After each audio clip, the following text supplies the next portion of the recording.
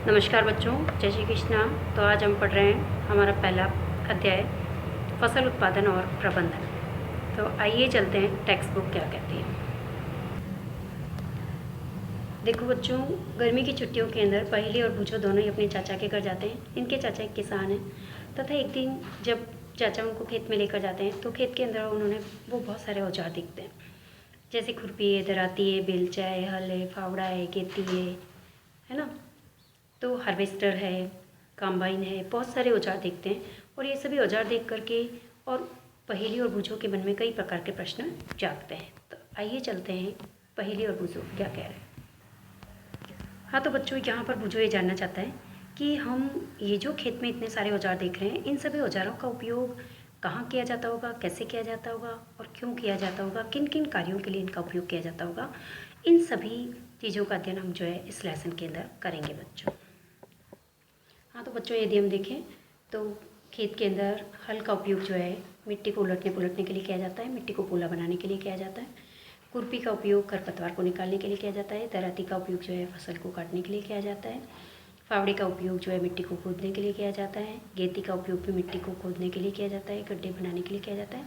तो इस प्रकार से खेत के अंदर कंबाइन मशीन का उपयोग भी हम फसल को काटने और अनाज को भूसे से अलग करने के लिए करते हैं। तो इस प्रकार हम देखते हैं कि विभिन्न प्रकार के औजारों का उपयोग खेत में जो है किन किन कार्यों के लिए और किस प्रकार से किया जाता है, इसका अध्ययन ही हम इस लेसन के अंदर करने वाले हैं।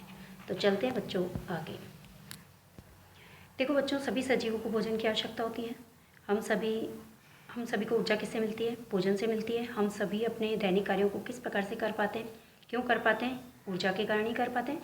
और ये ऊर्जा हमको कहाँ से मिलती है? भोजन से मिलती है। तो इसका मतलब ये है सभी सजीवों को भोजन की आवश्यकता होती है। अब पौधे तो अपना भोजन स्वयं बना लेते हैं। पौधे अपना भोजन, हमने पिछली क्लास में पढ़ा था, प्रकाश संश्लेषण की प्रक्रिया के द्वारा बनाते हैं अपना भोजन, और स्वयं के लिए भी बनाते हैं और हमारे लिए भी बनाते हैं। और मनुष्य सहित सभी जीव जंतु जो होते हैं अपना भोजन बनाने में असमर्थ होते हैं। हम सभी अपना भोजन स्वयं नहीं बना सकते। हम अपने भोजन के लिए पौधों पर या पादपों पर निर्भर रहते हैं। मतलब कि पौधे तो स्वपोषी है और हम विषमपोषी है ना। अब देखो बच्चों, हम भोजन ग्रहण क्यों करते हैं, हमें क्या आवश्यकता है भोजन ग्रहण करने की? तो हम भोजन ग्रहण नहीं करेंगे तो हमें ऊर्जा प्राप्त नहीं होगी, और ऊर्जा प्राप्त नहीं होगी तो हम अपने दैनिक जीवन के विभिन्न कार्यों को नहीं कर पाएंगे। इसके साथ साथ हम जानते ही हैं कि सजीव जो होते हैं भोजन से प्राप्त ऊर्जा का उपयोग ही विभिन्न प्रकार के जैविक प्रक्रम करते हैं।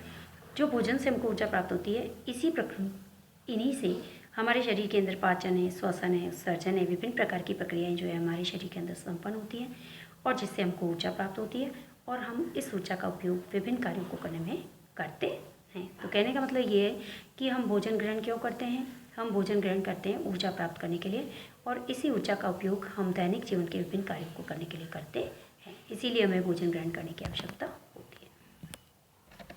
अब देखो बच्चों, एक विशाल जनसंख्या को भोजन प्रदान करने के लिए उसका नियमित रूप से उत्पादन करना, उसका उचित प्रबंधन करना और वितरण करना, ये भी आवश्यक होता है। और ये कौन करता है? ये किसान करता है हमारे लिए, है ना। तो अब हम चलते हैं आगे, कृषि पद्धतियों के बारे में पढ़ते हैं। अब देखो, कृषि पद्धतियाँ क्या है बच्चों? जैसे कि लगभग 10,000 वर्ष ईसा से 10,000 वर्ष पूर्व यदि हम देखें तो मनुष्य किस प्रकार का था? घुमंतु प्रवृत्ति का था। एक स्थान से दूसरे स्थान पर भोजन और आवास की खोज में इधर से उधर घूमता रहता था। कच्चे फल खाता था, सब्जियां खाता था, है ना। और फिर धीरे धीरे जो है वो जंतुओं को मारकर उनका शिकार करके भी खाने लगा, है ना। फिर इसके बाद धीरे धीरे उनको जो है उन्होंने खेती करना शुरू किया, चावल की खेती की, गेहूँ की खेती की, अन्य खाद्य फसलों को उत्पादन करना सीखा। तो इस प्रकार से जो है कृषि का प्रारंभ हुआ, है ना। खेती शुरू हुई, कृषि जो है वो शुरू हुई, हम ये कह सकते हैं। अब चलते हैं बच्चों, फसल क्या है। फसल की बात करें तो जब एक ही किस्म के, एक ही प्रकार के पौधों को एक बड़े स्थान पर उगाया जाता है, या फिर एक बड़े भूभाग पर एक ही प्रकार के पौधों को, एक ही किस्म के पौधों को उगाया जाता है, तो इसे हम सम्मिलित रूप से क्या कहते हैं? फसल कहते हैं। जैसे फॉर एग्जाम्पल कि एक बड़े स्थान पर या एक बड़े भूभाग पर हम गेहूँ के पौधे लगाते हैं सारे, है ना। तो ये खेत क्या कहलाएगा? गेहूँ का खेत कहलाएगा, और इसे हम गेहूँ की फसल कहेंगे, है ना। तो कहने का मतलब ये है कि जब एक ही किस्म के पौधों को, एक ही प्रकार के पौधों को एक बड़े भूभाग पर, बड़े क्षेत्रफल पर उगाया जाता है तो उसे हम फसल कहते हैं। अब देखो बच्चों, फसलें जो है विभिन्न प्रकार की हो सकती है। अन्न की फसलें भी होती है, सब्जियों की भी होती है ना। औषधियों की फसलें भी होती है, फलों की फसलें भी होती है। तो फसलें जो है कई प्रकार की है, और जिस मौसम में ये पौधे उगाए जाते हैं, उसके आधार पर हम इन फसलों का वर्गीकरण कर सकते हैं। बिल्कुल सही है। तो यदि हम भारत की बात करें तो हमारा भारत एक विशाल देश है। यहाँ पर देखो तापमान अलग अलग स्थानों पर अलग अलग तापमान रहता है, आर्द्रता अलग अलग स्थानों पर अलग अलग रहती है। यहाँ पर जो है वर्षा जैसी जलवायु परिस्थितियाँ भी जो है अलग अलग क्षेत्रों में अलग अलग प्रकार की रहती है, एक दूसरे क्षेत्र से भिन्न भिन्न रहती है। तो हम कह सकते हैं कि यहाँ पर जलवायु विभिन्नताओं के कारण भिन्न भिन्न क्षेत्रों के अंदर विभिन्न अलग अलग प्रकार की फसलें उगाई जाती है। अब देखो, इस विविधता के बावजूद भी मोटे तौर पर हम फसलों को यहाँ पर आपके दो भागों में बांटा है, लेकिन फसलें जो होती हैं 3 प्रकार की होती है बच्चों। एक तो है खरीफ की फसल, रबी की फसल और तीसरी है जायद की फसल। तो सबसे पहले पढ़ते हैं बच्चों खरीफ की फसल। खरीफ की फसल किसे कहते हैं? जो वर्षा ऋतु में उगाई जाती है उसे हम क्या कहते हैं? खरीफ की फसल कहते हैं। इसके साथ ही जून से सितंबर के महीने के अंदर ये फसलें उगाई जाती हैं। जैसे उदाहरण यहाँ पर धान है, मक्का है, सोयाबीन है, मूंगफली है, कपास है, ये खरीफ की फसलों के अंदर आती है। इसको हम जून से सितंबर के बीच में उगाते हैं, वर्षा ऋतु में उगाते हैं। तब चलते हैं आगे।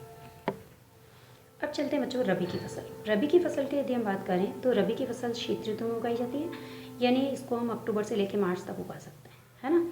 और इन फसलों के अंदर कौन कौन सी फसलें आती हैं? जैसे गेहूँ है, चना है, मटर है, सरसों है, अलसी है, ये सभी फसलें जो होती है हमारी रबी की फसलों में आती है। इसके साथ साथ तीसरी फसलें हमारी जायद की फसलें, जो आपके बुक में नहीं है लेकिन आप इसे भी ध्यान दें कि जो जायद की फसलें होती है वो मार्च के महीने में उगाई जाती है, मार्च अप्रैल में। और मार्च से जून के बीच में हमको ये जून में प्राप्त भी हो जाती है, मई जून में ये हमको प्राप्त हो जाती है। तो कहने का मतलब मार्च से जून के बीच में ये फसलें हमें प्राप्त होती है, जायद की फसलें। इसके अंदर है हमारी विभिन्न प्रकार की ककड़ी है, खीरा है, तरबूज है, खरबूज है, ये सभी फसलें हमको जो है मार्च से जून के महीने में प्राप्त होती है। इनको हम जायद की फसलें कहते हैं। तो फसलें 3 प्रकार की होती है, रबी की फसल, खरीफ की फसल और जायद की फसल। हाँ, तो बच्चों यहाँ पर बूझों के मन में एक प्रश्न आ रहा है कि धान को शीत ऋतु में क्यों नहीं उगाया जाता। तो धान वाली जितनी भी फसलें हैं उनको हम शीत ऋतु में नहीं उगा सकते। क्यों? क्योंकि इनको अधिक पानी की आवश्यकता होती है, इसीलिए हम इनको वर्षा ऋतु में उगाते हैं। अब चलते हैं बच्चों कि फसल उगाने के लिए किसान जो होता है अनेक क्रियाकलापों को अलग अलग समय के अंदर करता है। तो फसल उगाने के लिए किसान जब अनेक क्रियाकलापों से होकर गुजरता है तो इन क्रियाकलापों को ही हम कृषि पद्धतियाँ कहते हैं। और कृषि पद्धतियाँ कौन कौन सी है, किसान किन किन प्रक्रमों से होकर गुजरता है जब वो फसल को उगाता है, तो आइए हम देखते हैं इन्हें। तो बच्चों, किसान सबसे पहले जो है फसल उगाने के लिए सबसे पहले खेत में मिट्टी तैयार करता है हल के द्वारा। फिर उसके बाद अच्छी क्वालिटी के बीज बोता है, फिर खाद और उर्वरक मिलाता है उसके अंदर आवश्यकता अनुसार। फिर वो आवश्यकता अनुसार सिंचाई करता है पौधों में। और फिर उसके बाद जब उसके अंदर अनावश्यक पौधे लग जाते हैं, खरपतवार या बीड्स लग जाती है, तो उन्हें निकालने के लिए भी विभिन्न प्रकार के प्रयास करता है। और फिर उसके बाद जब फसल पक जाती है तो उससे कटाई करने का कार्य करता है और फसल का संग्रहण करने के लिए से भंडारण भी करता है।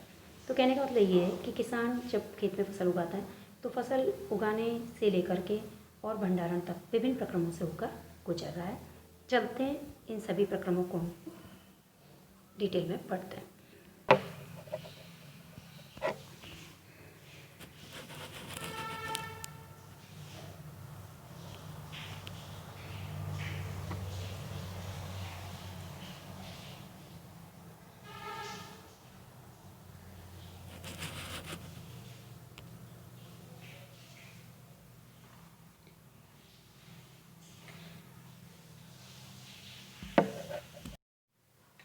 हाँ, तो बच्चों अब हम पढ़ रहे हैं सबसे पहले मिट्टी तैयार करना। तो फसल उगाने से पहले सबसे पहले किसान क्या करता है, प्रथम चरण के अंदर मिट्टी को तैयार करता है।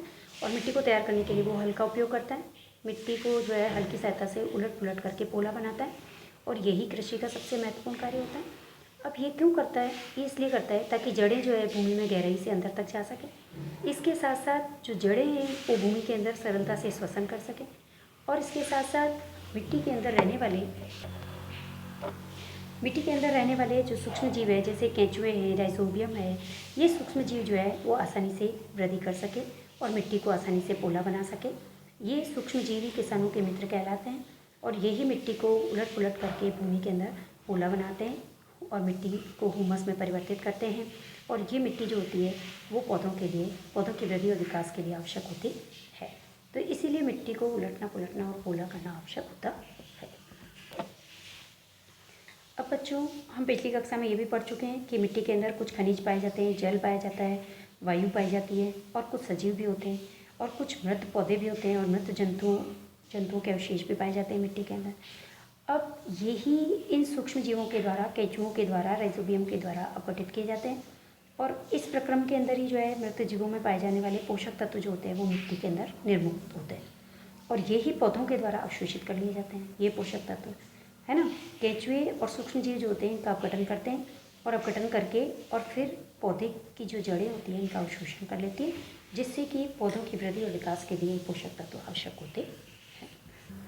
अब जैसा कि हम सभी जानते हैं कि मिट्टी की सबसे ऊपरी जो परत होती है, कुछ सेंटीमीटर तक की जो परत होती है, मिट्टी की सबसे ऊपरी परत जो होती है, इसी के अंदर पोषक तत्व ज़्यादा पाए जाते हैं तथा मिट्टी को पोला करने से, उलटने पुलटने से क्या होता है कि ये सभी पोषक तत्व मिट्टी की ऊपरी सतह पर आ जाते हैं, जिससे कि पौधे जो होते हैं इसको आसानी से अवशोषित कर पाते हैं और अवशोषित करके और वृद्धि और विकास आसानी से कर पाते हैं, इनका उपयोग आसानी से कर पाते हैं। तो इसीलिए मिट्टी को उलटना पुलटना और पोला करना जो है अच्छी फसल प्राप्त करने के लिए, अच्छा उत्पादन प्राप्त करने के लिए बहुत ही महत्वपूर्ण कार्य होता है और ये कार्य हल की सहायता से किया जाता है, जिसके बारे में हम आगे पढ़ेंगे। अब देखो बच्चों, मिट्टी को उलटने पुलटने और पोला करने की जो प्रक्रिया होती है उसको हम क्या कहते हैं? जुताई। मिट्टी को उलटने पुलटने का कार्य तो हल करता है ना, लेकिन या फिर कल्टीवेटर करता है, लेकिन मिट्टी को उलटने पुलटने की जो और पोला करने की जो प्रक्रिया होती है, ये जो प्रोसेस होता है इसको हम जुताई कहते हैं और इसको हम हल की सहायता से करते हैं। ये हल जो होता है लकड़ी का भी बना होता है, लोहे का भी बना होता है। यदि मिट्टी बहुत ज़्यादा सूखी है तो जुताई से पहले हम क्या करते हैं, मिट्टी के अंदर कुछ पानी दे देते हैं और पानी दे करके फिर हम जुताई करते हैं, है ना। अब क्या होता है कि जुताई करने के बाद भी खेत के अंदर कभी कभी मिट्टी के बड़े बड़े ढेले रह जाते हैं, तो इन ढेलों को तोड़ने के लिए हम पाटल नामक यंत्र का उपयोग करते हैं। पाटल भी एक उपकरण है, कृषि उपकरण है, जिसकी सहायता से मिट्टी के बड़े बड़े ढेलों को तोड़ा जाता है ना। और कभी कभी बुआई और सिंचाई के लिए भी खेत को जो है समतल करना आवश्यक होता है। जब हम बुआई करेंगे, सिंचाई करेंगे तो उसके लिए खेत को पहले समतल बनाना आवश्यक है। तो ये समतल बनाने का कार्य कौन करता है? ये पाटल करता है। कौन करता है? पाटल के द्वारा जो है भूमि को समतल बनाया जाता है। अब कभी कभी हम क्या करते हैं, जुताई से पहले खाद भी दे देते हैं, ताकि खाद देने से क्या होता है कि जब जुताई करते हैं तो खाद मिट्टी में आसानी से मिल जाती है ना। तो इस प्रकार हम कह सकते हैं कि बुआई से पहले खेत के अंदर कभी कभी पानी भी दिया जाता है और कभी कभी जो है खाद और उर्वरक भी मिला दिए जाते हैं, ताकि वो मिट्टी के अंदर अच्छे से मिक्स हो जाए और फिर पौधे अच्छे से वृद्धि कर सकें।